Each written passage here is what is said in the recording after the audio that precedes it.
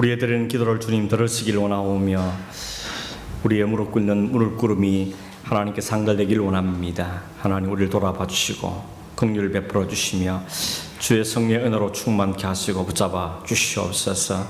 나라가 주님 손에 있고 이 교회가 주님 손에 있으며 우리 가정과 우리 개인이 주님 손에 있음을 고백하오니 하나님 우리를 맡아주시고 다스려주시며 우리를 하여금 말씀에 서도록 도우시고 성령 안에 껴있는 삶을 살게 해주시기를 원하오며 다 하나님께 가까이 나가는 삶을 사는 제대로 도와주시고 어려운 때일수록 더욱더 우리의 믿음이 더 견고해질 수 있도록 이끄시고 인도하여 주시옵소서. 예수님의 이름으로 기도하옵나이다. 아멘. 하나님 말씀 먼저 한 줄 읽겠습니다. 여호수아서 1장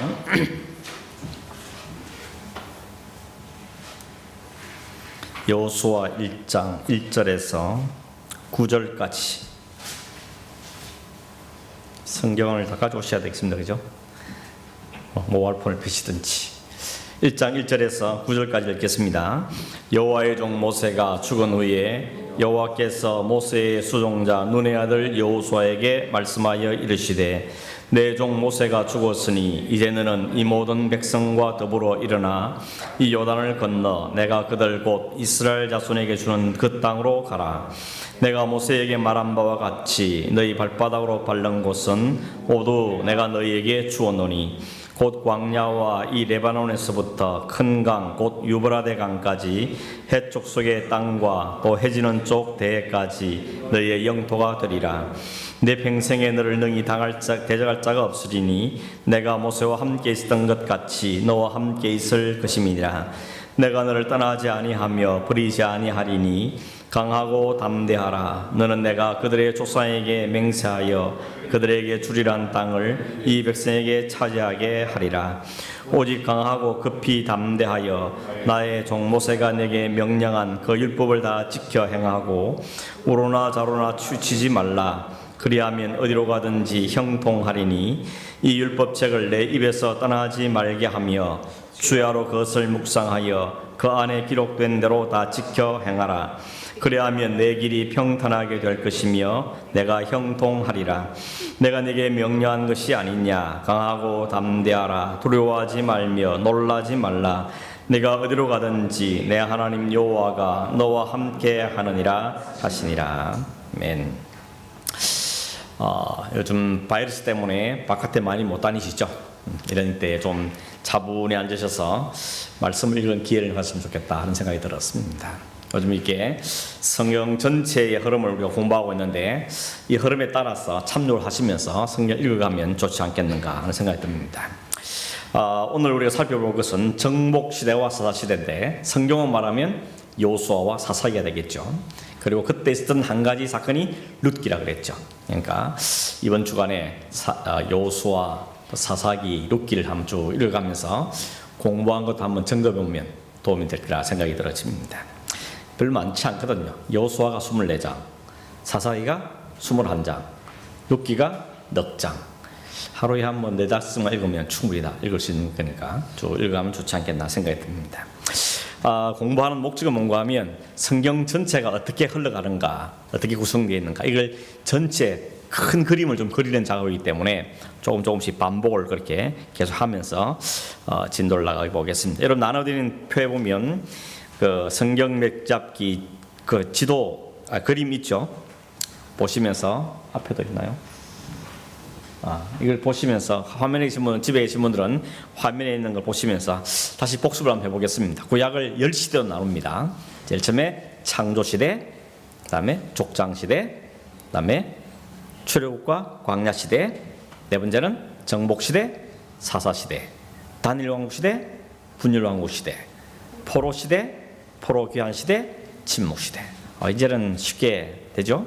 성경은 말하면 다시 창조시대는 창세기 1장부터 11장까지, 그리고 족장시대는 12장부터 50장까지, 그리고 출애굽 광야시대는 출애굽기와 민수기, 그죠? 거기에 딸려오는 게 레위기와 신명기라 그랬죠. 거기에 있다 그랬고, 그 다음에 정복시대는 여호수아, 사사시대는 사사기, 룻기는 어느 시대죠? 사사시대. 사사시대에 붙는 게 룻기라 그랬죠. 그 다음에 단일왕국 시대는 사무엘상, 사무엘하, 열왕기상, 거기에 붙는 게 역대상, 그죠? 분열왕국 시대는 열왕기하, 거기에 붙는 게 역대하 이 붙는다 그랬죠. 그다음에 포로 시대는 역사적인 기록은 없는데 예언서가 있죠. 에스겔서와 다니엘 두 개를 보면 그 시대를 우리가 알 수 있다 그랬습니다. 포로 귀환 시대 이야기는 에스라와 느헤미야죠. 그리고 거기에 붙는 게 에스더입니다. 에스더는 수상군이 있었던 하나님께서 이방 나라에도 하나님을 어떻게 지키고 보호하시는가 하는 것을 보여주는 하나의 사건이 있는 게 에스더라고 그랬습니다. 그 이후에 포로 돌아와서 침묵 시대까지는 스가랴, 학개, 스가랴, 말라기, 이게 바로 침묵 시대 이야기라 그렇게 말씀을 드렸습니다. 이렇게 설명한 다음에 그 다음에 앞에 한번 보시면 어느 시대를 말하는지 한번 이렇게 가로놓기를 좀 해보겠습니다. 처음에 바벨론의 포로로 잡혀가 있던 시기로 고난 가운데 하나님을 생각하던 시기 약 70년. 어느 시대죠?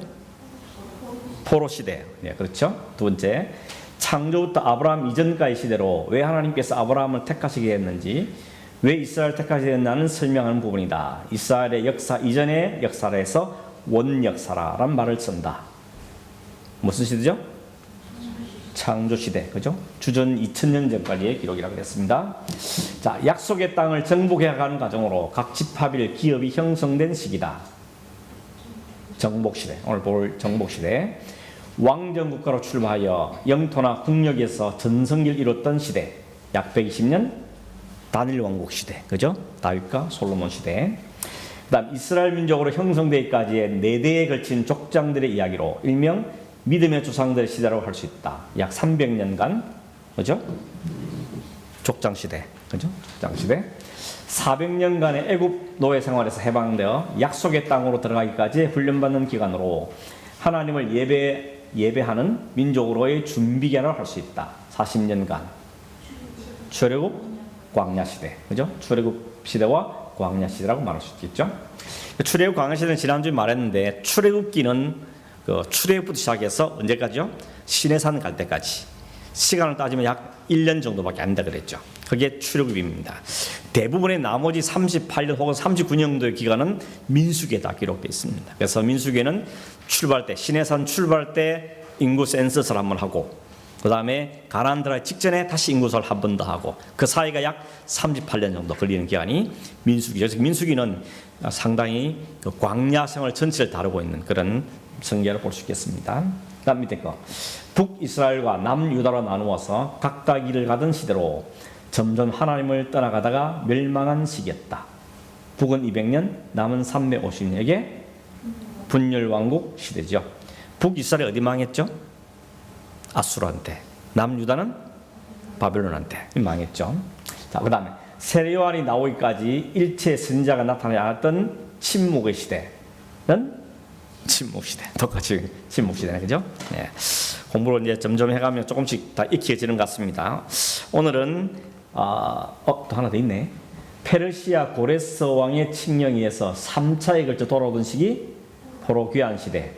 왕이 없이 각각 지파 공동체와 같은 형태로 나라를 이루었던 시기로서 하나님께 사사를 통해 직접 통치한 시대는 사사시대이죠. 자, 오늘은 정복시대와 사사시대에 대해서 조금 살펴보도록 하겠습니다. 정복시대 출발은 누구부터 시작하는가 하면 여호수아부터 출발하죠. 그래서 여호수아 1장 1절 읽은 것처럼 모세가 죽은 후에 이게 이제 시작인 거죠. 그래서 여러분 모세가 지은 성경이 5권 있죠. 그게 뭡니까? 창출, 레민신. 그 5개가 모세 오경이라고 그러잖아요. 모세가 역할했던 가장 중요한 역할은 뭔가 하면 이제 출애굽하는 이스라엘 백성들에게 200만이 되어져서 이스라엘 민족을 이룬 그 백성들에게 우리의 출처가 어딘지 우리가 어디부터 시작됐으며 어떻게 우리가 하나님 백성이 되는지를 설명하고 보여주기 위해서 그분이 바로 우리를 인도하니 하나님을 설명하기 위해서 창출 레민신이 존재하는 겁니다. 그걸 통해서 하나님께서는 모세를 통하여서 그 일을 진행하셨다가 이제는 모세는 광야 시대로 인생을 끝내고 여호수아가 바톤을 이어받아서 진행해가는 이야기가 기록되어 있죠. 그래서 여호수아서에는 아주 중요한 4개의 주요 사건이 있는데 여리고 사건, 아이성 사건, 그 다음에 가나안 전역을 정복하고 땅을 분배하는 이 4가지가 중요한 사건이라고 말할 수 있겠습니다. 물론 중간중간에 다른 중요한 많이 있는데 크게 나누어서 오늘 이 네 가지를 점검해 보도록 하겠습니다. 첫째, 여리고 점령입니다. 이게 여호수아 1장에서 6장까지의 내용인데 여기는 요단강 건너는 이야기가 나오고 여리고성을 정복하는 이야기가 1장에서 6장에서 가장 중요한 이야기로 볼 수 있겠습니다. 좀 전에 말씀드렸지만 모세가 죽은 다음에 여호수아가 이스라엘의 지도자가 됐습니다. 어떻게 지도됐죠? 제입복했습니까? 투표했습니까? 하나님이 지명하죠. 하나님이 여호수아를 딱 집어서 지명해서 네가 이제 이스라엘의 지도자가 되라 라고 그를 세우십니다. 그러다 보니까 무슨 문제가 생기냐면 이 리더십 문제가 생기는 겁니다. 백성들이 얼마나 여호수아를 모세의 따르처럼 따르실 것인가, 이게 굉장히 큰 관건인 겁니다. 우리 시로 말하면 1대 목사님이 이제 은퇴하셨는데 2대 목사님 뽑는데 이 목사님 뽑는데 나이도 젊고 그동안 모셨던 목사님보다 훨씬 젊고 그러니까 이번에 리더십이 얼마나 세워지냐 하는 게 상당히 중요한 부분이거든요. 교회마다 겪는 일들인데 그래서 하나님이 작업을 하십니다. 그래서 1장, 2장에는 그 여호수아의 리더십을 확실하게 세워주는 사건들이 있습니다. 그게 세 가지로 나타나는데 첫째는 뭔가 하면 하나님이 여호수아를 딱 집어서 직접 말씀하시죠. 그 여호수아에게 뭐라 말씀하시죠? 내용을 다 읽어보면 뭔가 하면 강하라, 담대하라, 두려워하지 마라, 그렇게 말씀하시죠. 그 근거가 뭐죠? 내가 모세와 함께했던 것 같이 너와도 함께하겠다. 이게 하나님 말씀의 근거입니다. 여호수아는 누구보다도 모세 곁에서 모세를 통해 일하신 하나님을 봤거든요. 야, 하나님이 함께 하시니까 모세를 통해서 일어나는 일들이 정말 놀라운 일이 일어났지 않습니까? 근데 하나님이 그렇게 모세를 꽉 붙잡고 서신 것처럼 내가 너도 붙잡고 서겠다라고 말씀해 주신 것이죠. 그 말씀을 듣고 여호수아가 마음에 큰 용기를 얻게 되는 것이죠. 네가 할 일은 딱 하나죠. 좌로나 오로나 치우치지 말고 하나님 말씀을 묵상하고 그 말씀에 기록된 대로 힘써 지켜라. 그러면 내가 너를 붙잡고 선다. 이게 하나님의 위로고 격려였습니다. 두 번째는 뭔가 하면 백성들의 격려죠. 하나님께서 이스라엘의 지도자를 세웠지만 백성들이 인정을 안 해주면 아니면 당신이 뭔데 이렇게 말하면 상당히 곤란하지 않습니까? 그때 백성들에게 하나님께서 여호수아를 세운 걸 말씀했을 때 그 백성들이 뭐라 그럽니까? 우리가 모세에게 순종했던 것처럼 당신에게도 순종하겠습니다. 하나님이 모세와 함께했던 것처럼 당신과도 함께하기를 우리가 기도하겠습니다. 그러면서 백성들의 그 말이 여호수아를 확 길을 살려주는 거죠. 리더십이 확실히 세워지는 겁니다. 세 번째가 뭐죠? 2장에 있는 이야기죠. 2장에는 무슨 이야기인가 하면 이스라엘 백성들에게 요단강 건너서 첫 번째 성이 여리고성인데 그 성에 정탐꾼을 2명 보내잖아요. 그죠? 그거 잘 아시죠? 정탐을 갔는데 두 정탐꾼이 가서 누굴 만나죠? 기생 라합을 만났죠. 이 기생 라합을 만났는데 그 기생 라합이 하는 말이 기가 막힌 말입니다. 뭐라 그러죠?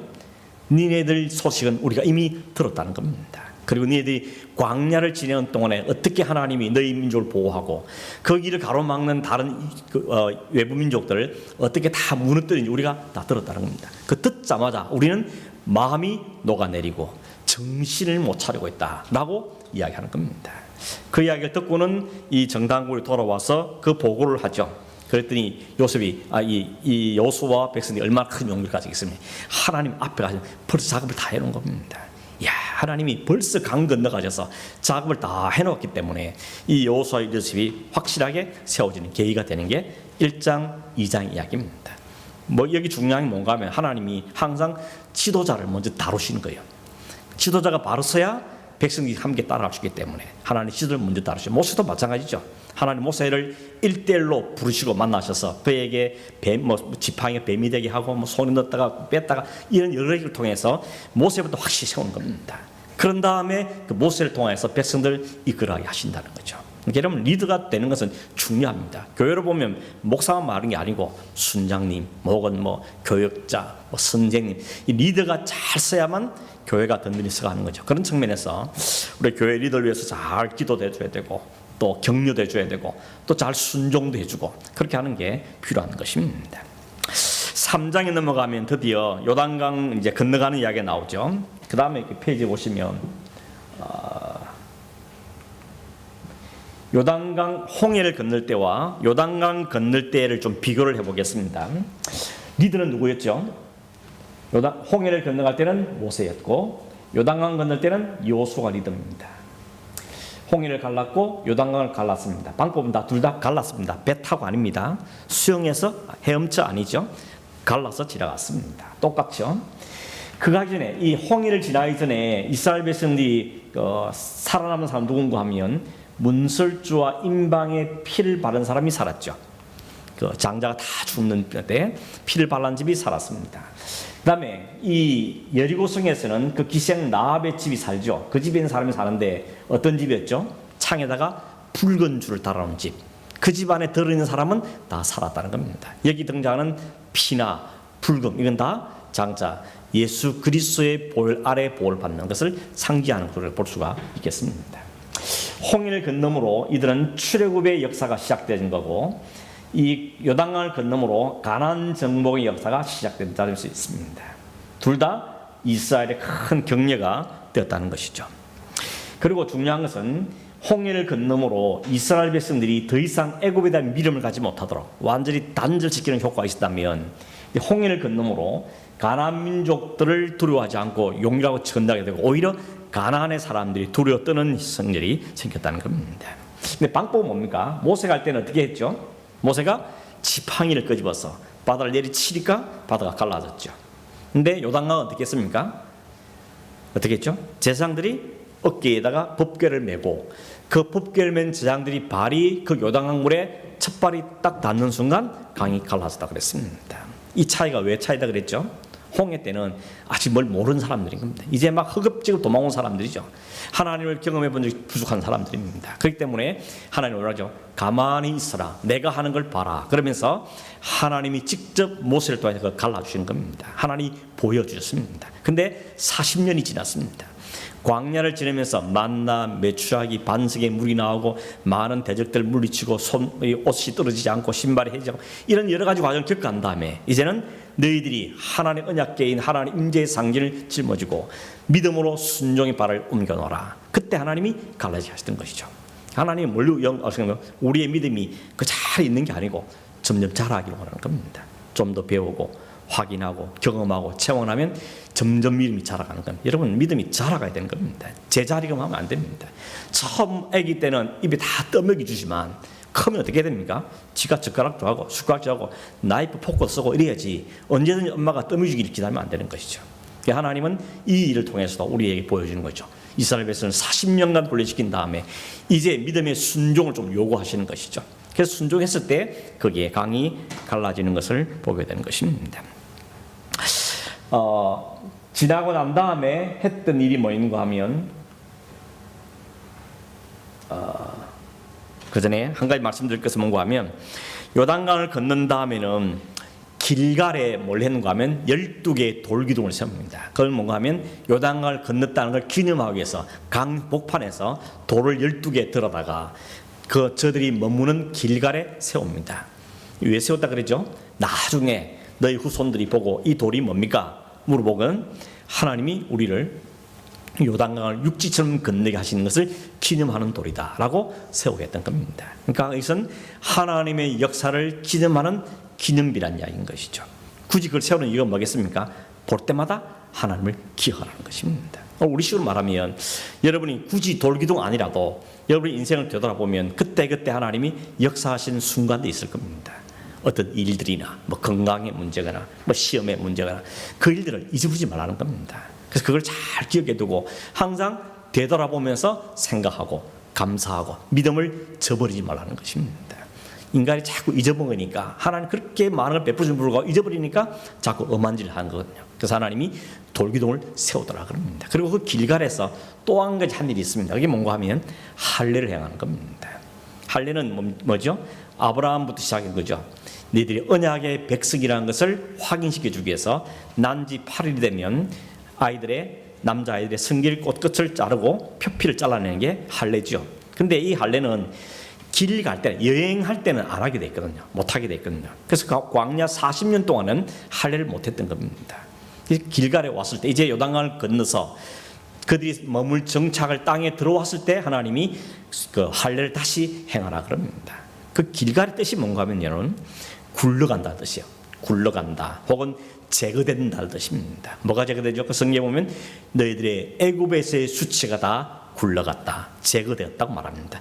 애굽의 수치랑 두 가지 이야기했어요. 하나는 애굽에서 하나님 백성이 이방 나라에서 종살했던 그 수치, 그걸 하나님 제거했다는 뜻이고, 또 하나는 하나님 언약의 백성들이 할례를 행하지 못하고 지냈던 것을 대해서 그 수치를 굴러가게 한 것, 제거했다는 의미를 갖고 있는 게 길갈에 가는 위치입니다. 길갈이라는 장소는 이스라엘 백성에 굉장히 중요한 의미를 가지고 있는 것이죠.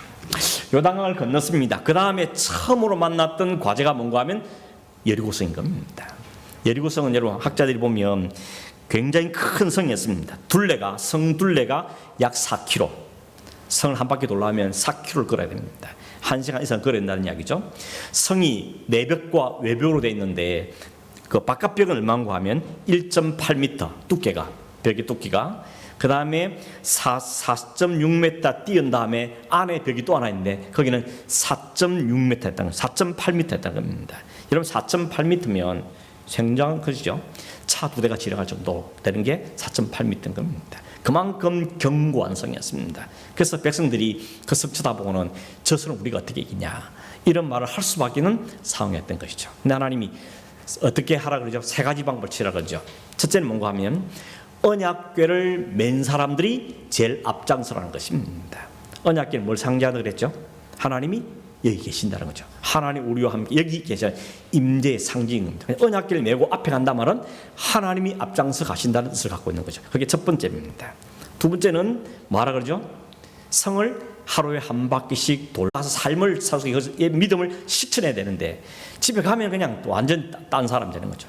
예배 드릴 때하고 하고는 완전히 다른 사람이, 그렇게 이분적으로 살면 안 된다는 겁니다. 오늘도 실천해보고 또 깨지기도 하고 성공하기도 하고 또 와서 깨져서 하나님이 또 도와달라 그러고 잘한 건 하나님께 찬송을 하고 또 가서 실천하고, 그러면서 하나님 말 순종의 역사가 쌓여서 우리의 실력이 되는 거죠.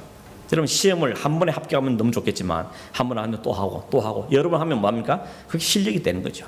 그처럼 하나님 앞에 순종을 요구하고 있는 것입니다. 한 번에 딱 했으면 얼마나 좋았을까요? 그런데 하나님 우리의 본성을 아시기 때문에 13바퀴를 돌리는 겁니다. 엘리야가 기도할 때 그랬죠. 비가 온 3년 6개월 만에 비가 온다 기도했는데 처음 기도했을 때 아무 현상이 안 일어납니다. 1번, 2번, 3번, 7번 기도하니까 손바닥만한 구름이 나타나기 시작하면서 비가 쏟아졌던 것이죠. 나만도 그렇지 않습니까? 요단 가서 7번 씻으라 그랬는데 이게 뭔 짓이냐? 1번 들어오고 2번 나오고 3번 나오고 그만두고 가자. 무슨 소리입니까? 이거보다 더한 일 하라고도 했을 텐데 그냥 한번 해봅시다. 7번 하고 나니까 살이 어린아이 살같이 키워졌다 그러지 않습니다. 순종은 끝까지 하는 겁니다. 하다가 중간하는 게 아니고 한번 순종을 마음먹었으면 끝까지 하는 겁니다. 무슨 일이 생겨도 해보는 겁니다. 그래야 뭘 기적을 체험하고 하나의 역사를 체험하는데 너무 가벼워가지고 한두 번 해보고 안 되면 때려치우는, 그래서는 안 된다는 것입니다. 아무튼 여러분, 이 하나님께서 이 첫 번째 성을 할 때 하나님께서 요구사항을 하시면서 그 백성들을 단디 경험하게 만드는 거죠. 그래서 여호와의 언약궤를 앞세우고 입을 딱 닫고 언약궤를 따르면서 하나님의 말씀 절대로 순종했을 때 그 큰 여리고성이 돌 위에 돌 하나도 남지 않고 완전히 무너졌다고 이야기하는 거죠. 그게 순종이 난 기적인 것입니다. 그일 때문에 가나안 땅에 어떤 효과가 생각하면 온 가나안 사람들이 그 소식을 듣고는 전부 두려움에 떠는 겁니다. 그 성이 무너졌다면 이 모든 성이 다 어떻게 버티겠냐, 이런 분위기가 가나안 땅에 삽시간에 퍼지게 된 거죠. 그래서 여호수아와 이스라엘 백성들을 가나안 사람이 다 두려워했다 그랬습니다. 그리고 여호수아의 리더십이 확실하게 세워지는 계기가 되었다는 것입니다. 근데 여러분, 거기를 하면 끝이면 얼마나 좋을까요? 그 다음에 내린이 뭐였습니까? 아이성 사건이 나오는 것입니다. 아이성을 보고 여리고성 승리한 다음에 이 백성들이 아이성을 딱 정탐하고 와서 뭐라 그러죠? 에이, 나갈 필요 없어요. 한 2-3천 명만 보내도 이 성은 충분히 이길 수 있어요 라고 생각하고 3,000명을 보내죠. 근데 3,000명 가서 완전히 참패를 하고 돌아온 것입니다. 아주 쓰디쓴 참패를 하고 돌아왔습니다. 왜 그랬습니까? 이유가 뭐였죠? 그 성이 아이성이기 때문에, 애 같은 성이어서 그랬을까요? 얕잡아 본 거죠. 한번 승리하고 나면 이게 간띠가 부어가지고 이게 믿음이 되는 게 아니고 교만이 되어버린 것이었습니다. 하나님이 앞섰고 자신은 침묵하고 말씀에 순종해서 이루어놓고는 마치 자신들의 힘이나 군사로 된 것처럼 오해와 착각을 하고는 저 정도야 이러면서 자기를 과신한 거죠. 그래서 하나님이 그들에게 아주 실패를 경험하게 만드시는데 알고 보니까 뭐가 있었죠? 아간의 범죄가 있었습니다. 아간이 지금 죄가 뭐였죠?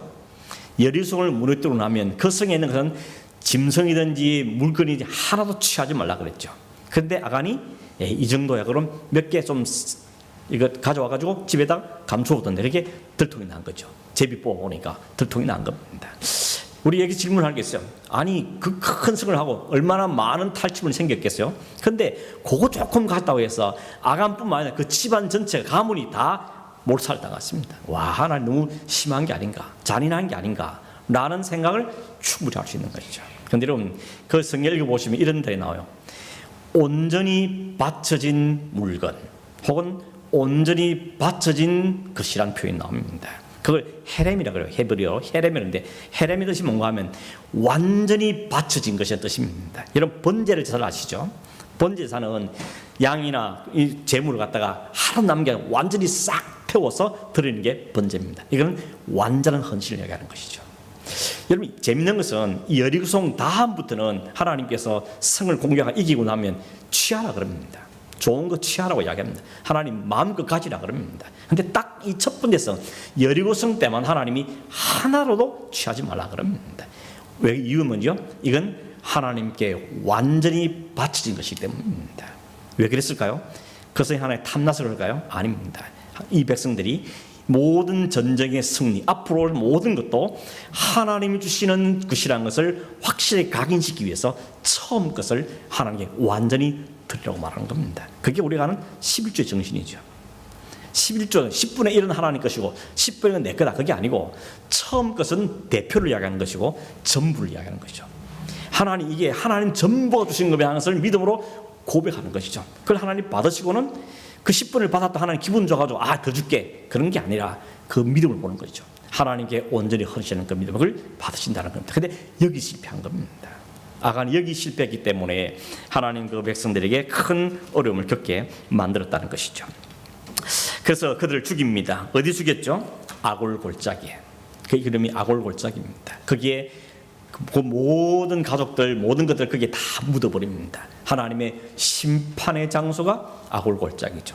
하나님은 죄에 대해서는 철저하게 처절하게 심판하시는 것을 보여주는 겁니다.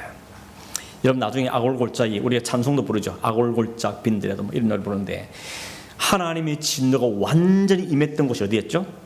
골고다였죠. 골고다 언덕. 거기서 하나님께서 하나님의 진노를 완전히 다 쏟아하십니다. 그것이 심지어 하나님의 아들인 그리스도 할지라도 그가 우리의 모든 죄를 짊어졌기 때문에 하나님이 용서치 않고 다 죽여버리는 겁니다. 그런 다 죽여서 새롭게 살리려는 것이 하나님이 하시는 일이었다는 것이죠. 아이성은 우리 그걸 가르치는 겁니다. 하나님이 하나님에 대해서는 철저하게 순종하고 하나님 온전한 헌신을 원하시는 그 하나님이라는 거죠.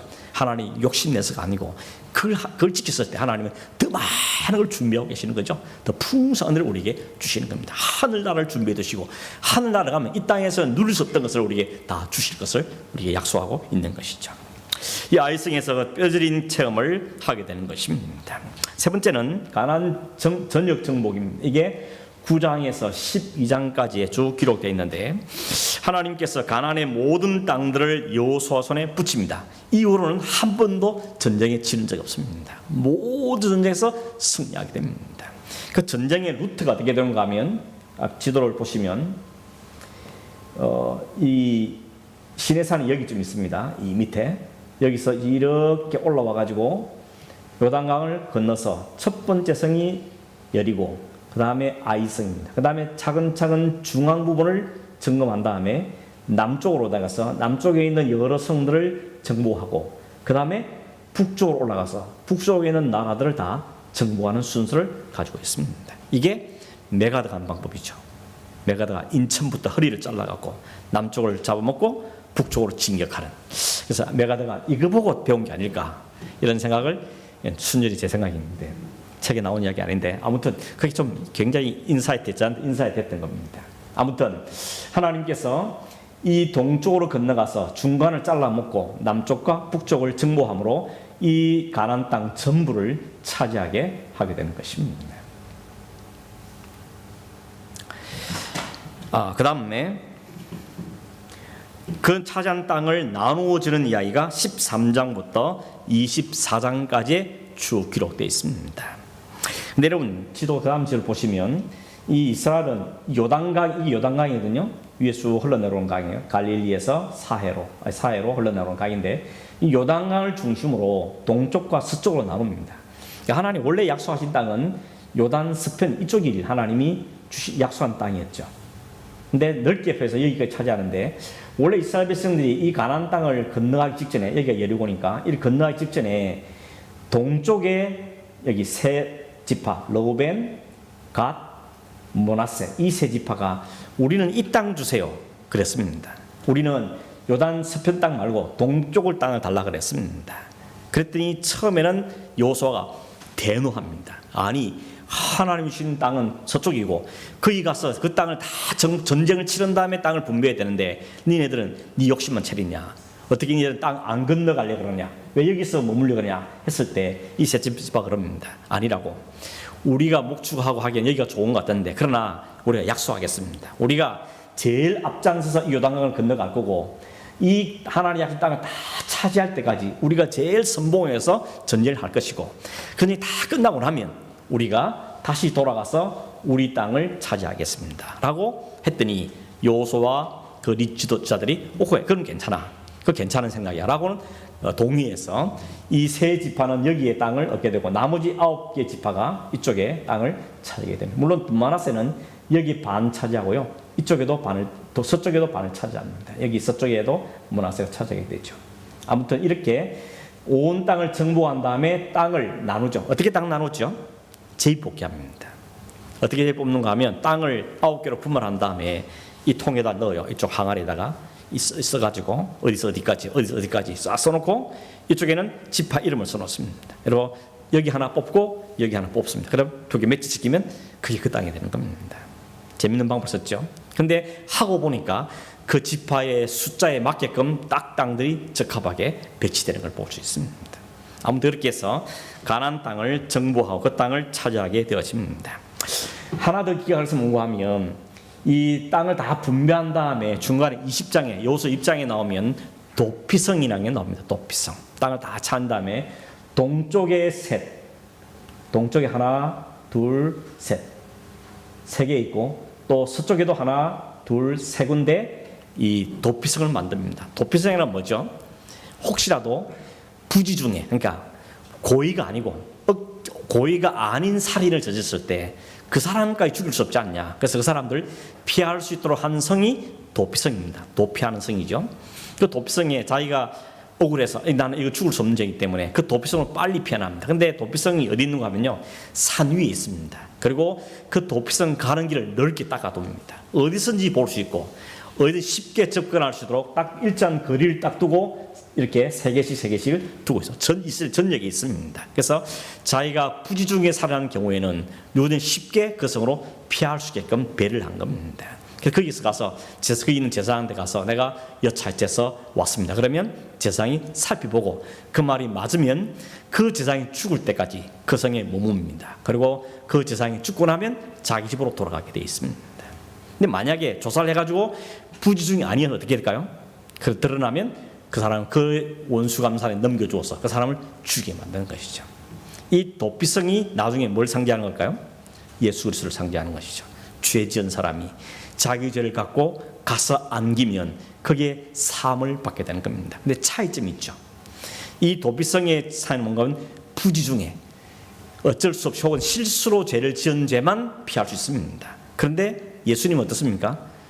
부지중이든 아니면 알고 지었든 모든 죄든 간에 그 죄를 자각하고 이 죄를 용서할 분은 그리스도밖에 없다는 사실을 인정하는 사람이면 누구든지 나가면 누구든지 안아주시는 거죠. 그게 이 도피성, 불완전한 도피성과 완전하신 도피성 예수 그리스도의 차이점을 볼 수 있는 것입니다. 그게 20장에 나와 있고 그런 다음에 23장, 24장에 가면 여호수아가 이제 110세에 죽는 이야기가 나오죠.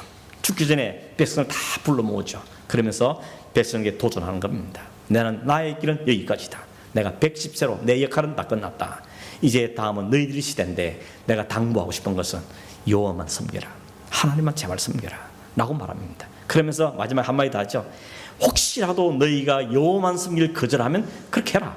그러나 나와 내 집은 여호와만 섬길 거다 라고 강력하게 도전합니다. 그랬더니 백성들이 아니라고, 우리도 여호와만 섬기겠습니다. 그러면서 거듭거듭 약속하죠. 그 약속 오래 갈까요? 약속이 오래 가지 않습니다. 우리 지난주 설교도 이야기했지만 그 여호수아가 죽자마자 일어난 세대들은 그 여호수아 앞에 언약했던 걸 다 잊어버리고 자기 마음대로 살아가는 시대가 펼쳐지는 겁니다. 그게 사사시대입니다. 사사시대는 이스라엘 백성에게서는 실패한 시대라고 볼 수 있는 거죠. 하나님을 실패하고 하나님을 떠났을 때 하나님은 벌합니다. 어떻게 벌하시죠? 이방 나라를 보내셔서 이스라엘을 괴롭히는 거죠. 죽겠다 하나님이 부르시면 하나님이 사사를 세워서 그들을 구원하시는 겁니다. 사사는 구원자입니다. 사사는 구원자죠. 물론 그 구원자는 장차 예수 그리스도를 예표하는 것을 우리는 분명히 알 수가 있는 것입니다. 가나안 정복할 때 그 모든 나라가 다 전쟁을 벌였는데 딱 한 부족만 전쟁하지 않은 민족이 있습니다. 그게 뭔가 하면 기본입니다. 기본이란 거민들은 작전을 짰습니다. 보니까 우리가 이스라엘에 싸우건 될 일이 아니다 거죠. 그래서 어떻게 하죠?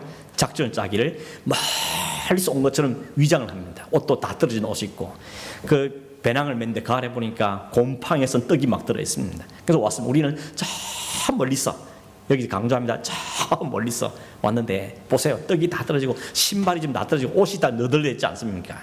그럼 왜 왔냐 했더니 당신네 소식을 듣고 우리가 당신의 화치를 맺고 우리가 당신들의 종이 되겠습니다. 그렇게 이야기합니다. 그러니까 여호수아와 이스라엘 백성들이 성경에 보면 여호와께 묻지 아니하고, 들어보니까 손해를 걷거든요.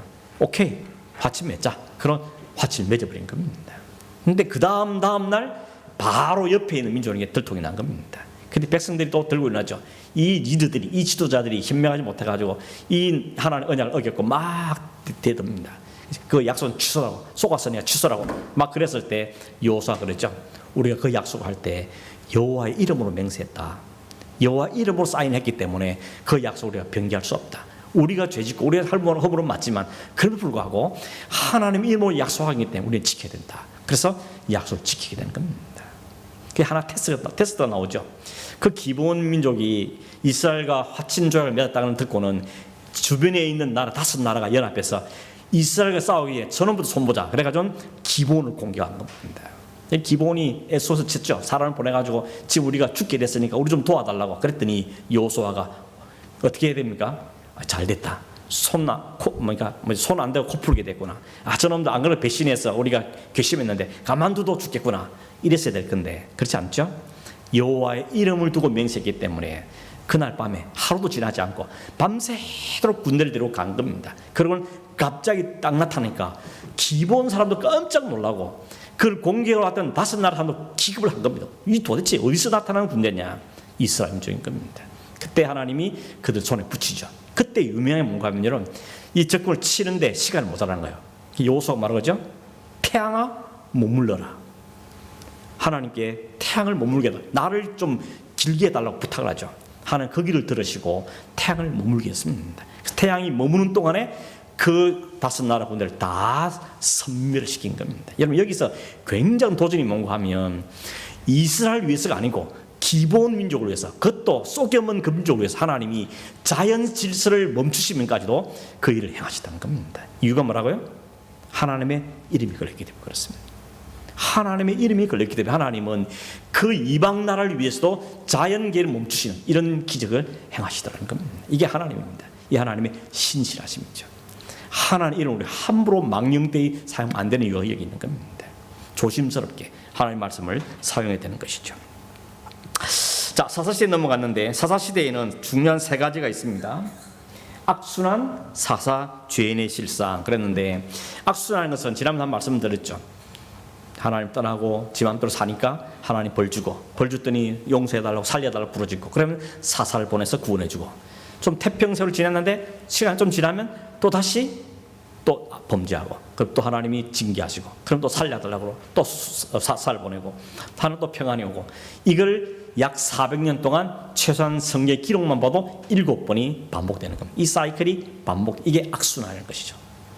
그래서 이 사사에 많이 등장하는 단어가 뭐라 그랬죠? again, 또, 다시, 또 다시 이게 계속 반복되는 겁니다. 이게 우리 모습이지 않습니까? 믿음을 살아보겠다고 하나님 믿음을 살기 눈물 콜로 흘리면서 결단했는데 조금 지나면 또 언제 그러는 듯이 또 욕심대로 눈에 보이는 대로 또 범죄하고 실수하고 욕심대로 살죠. 그래 하나님이 건강을 혹은 자녀를 뭐 이런 걸로 치시면 살려달라고 또 눈물 콧물 흘리면서 부탁하고 하나님 은혜를 베풀어 살려주시면 또 조금 지나면 또 언제 그러는 듯이 또 달아가는 이 어게인 역사가 우리의 삶에도 계속 반복되고 있다는 것이죠. 사사가 총 12명 정도가 등장하는데 여기는 없구나. 12명이 등장하는데요. 온니엘부터 시작해서 온니엘, 에훗, 삼갈, 드보라, 기돈, 돌라, 야일, 입다, 입산, 엘론, 압돈, 삼손이 등장하는데 이 12명의 사사는 특징이 뭔가 하면 다 다르다는 겁니다. 신분도 다르고 성별도 다르고 직업도 다르고 또 하나님 쓰시는 방법도 다르고 다 다릅니다. 그런데 잘난 사람이 많으냐 못난 사람이 많으냐 꽤 괜찮은 가문과 성품을 가진 사람은 첫 사사인 온니엘밖에 없습니다. 나머지는 대부분 다 별 볼 일 없는 사람들입니다. 예를 들어서 두 번째 사가 에훗인데 에훗은 왼손잡이로 나와 있어요. 왼손잡이 에훗입니다. 왼손잡이는 게 뭐가 문제죠? 이 성경의 왼손잡이 뜻은 뭔가 하면 오른손을 쓸 수가 없어서 어쩔 수 없이 왼손을 쓴 사람을 왼손잡이라고 합니다. 그러니까 우리말로 하면 오른손에 장애가 있는 걸 이야기하는 겁니다. 그 장애가 있는 사람을 하나님은 사사로 들어서 쓰시는 것이죠. 삼갈은 농사짓는 농부입니다. 드보라는 여자입니다. 뭐 여자라고 표명하는 것이 아니라 그 당시에 여자가 사사가 된다는 것은 쉬운 일이 아닌 것이죠. 근데 하나님은 드보라 여자를 쓰십니다. 남자는 쫄부처럼 보이는데 오히려 이 드보라가 더 이 일을 역임하게 되죠. 기돈도 농사 짓고 있고 상당히 겁이 많은 사람이었죠. 겁쟁이였습니다. 그런데 하나님 그를 사용하시고 입다라는 사사는 기생의 아들이었습니다. 그 집안에도 알아주지 않는 천대받는 사람인데 나라가 너무 위급하니까 사람들이 입다한테 와서 네가 우리 사사 되어달라. 네 하라는 데 다 해줄게. 이렇게 부탁할 만큼 별 볼 있는 사람인데 그 사람 통해서 하나님은 이스라엘을 건져내시고 마지막 사사로 등장한 사람이 삼손이에요. 삼손. 여러분 삼손 그래 무슨 의미가 들으죠? 머리 길고 힘쓴데 한 번 막 두지고 근데 결론은 뭐죠? 다 여자를 위해 살잖아요. 여자한테 쏟고 여자한테 수수께 당하고 여자를 위해서 마지막도 한 번만 뭐 힘주시고 이래가지고 사는데 그것도 사실 보면 자기 복수를 위해서 사는 거잖아요. 삼손도 사실 보면요 사사다운 모습이 별로 안 보여. 그런데도 불구하고 하나님 그런 사람을 쓰시다는 겁니다. 이유는 뭘까요? 신약성에 나오죠. 약한 자를 들어서 강한 자를 붙게 만드신 하나님. 별 볼 일 없는 사람에도 하나님 소리 붙들리면 하나님의 역사를 위해 쓰임받는 사실을 우리 보여주는 겁니다. 그게 사사시대의 모습인 것이죠. 본래 구약시대는 그 선지자가 와서 그 제사장이 와서 기름 부음을 받아서 세우는 직분이 세 개가 있습니다. 왕, 제사장, 선지자입니다. 왕은 역할이 뭔가 하면 전쟁하는 게 제일 주 임무입니다. 나라를 지켜야 되기 때문에 그게 주 임무고 전쟁이 없을 때는 재판하는 게 중요 임무입니다. 그래서 재판과 전쟁이 왕이 하는 가장 중요한 역할입니다. 제사장은 뭐죠? 제사 드리는 것. 백성들을 대신해서 허물과 죄를 하나님께 제사를 드림으로 죄 용서를 받는 것. 그러니까 백성들 편에서 하나님께 나아가는 사람이 제사장입니다. 반면에 선지자는 하나님 편에서 메시지를 받아가지고 백성들에 전달하는 사람이 선지자가 하는 역할인 것이죠. 이렇게 세 역할이 나눠졌는데 이 세 역할을 동시에 하던 사람이 사사였습니다. 사사는 이 세 가지를 다 통합해서 했던 사람이죠. 그런데 나중에 왕이 세워지면서 이 역할은 또 나누어집니다. 왕, 제사장, 선지자 다시 역할을 나누죠. 그런데 나중에 다시 합합니다. 어디서 합해지죠? 예수 그리스도께.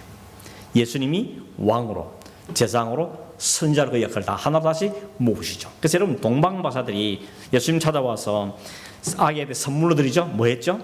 황금과 유향과 몰약이죠. 황금은 왕을 상징하는 것이고 유향은 제사장을 상징하는 것이고 몰약은 선지자를 상징하는 예물이었던 겁니다. 그 예물을 통해서 예수는 이 땅에 왕으로 제사장으로 선지자로 오셨다는 사실을 드러내 보여준다는 것이죠.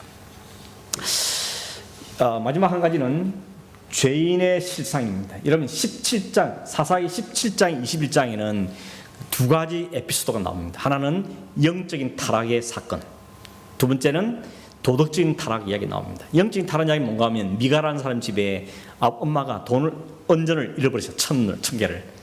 원놈이 가져갔어. 막 화가 잔뜩 나는데 아들이 하도 엄마가 날뛰니까 엄마 죄송해요 제가 갔어. 그랬더니 네 사랑하는 아들아 뭐 이런 축복하면서 그 아들을 위해서 신상을 만들어 놓고 그 집안에 신상을 모십니다.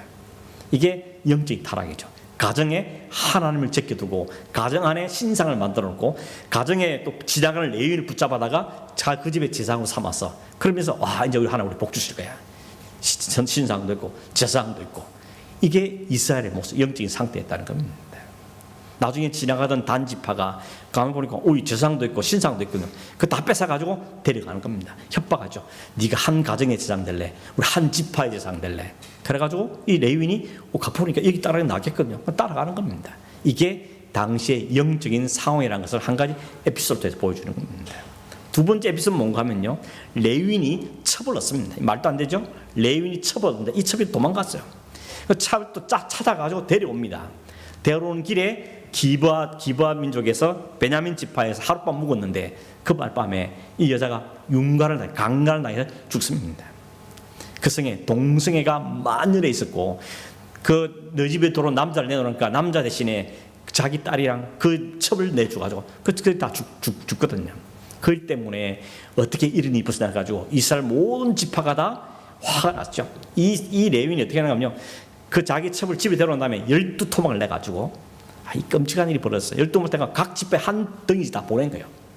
지파에서 봐도 기술초풍할 일이죠. 이게 뭐냐 알고 보니까 이런 일이 벌어졌다. 그래가지고 온 지파가 그 베냐민 지파를 죽이기도 다 덤벼들었어요. 그래서 이스라엘에 내전이 벌어지죠. 그렇기 때문에 베냐민 지파가 씨를 말릴 수밖에 없는 위기에 처했는데 또 꼼수를 써가지고 그 사람의 남자 600명이 남았는데 그 600명들의 아내를 또 꼼수를 써서 구해줘가지고 그 집을 살려내는 이런 이야기가 기록되는 게 사사기 마지막에 있는 20장, 21장에 기록되는 이야기인 겁니다. 이게 뒤에는 부록처럼 붙어 있습니다. 여러분 1장, 2장은 사사시대가 형성될 수밖에 없는 이유를 이야기하고 3장에서 16장까지는 12명의 사사에게를 쭉 이야기하고 있고 17에서 21장까지는 그 시대의 이 두 가지 에피소드를 통하여서 영적인 상태와 도덕적인 상태를 보여요. 영적으로 타락하면 도덕적으로 타락한다는 겁니다. 그게 사사시대의 것입니다. 그래서 뭐가 필요할까요? 왕이 필요하다는 것이죠. 그래서 그리스도가 필요하다는 겁니다.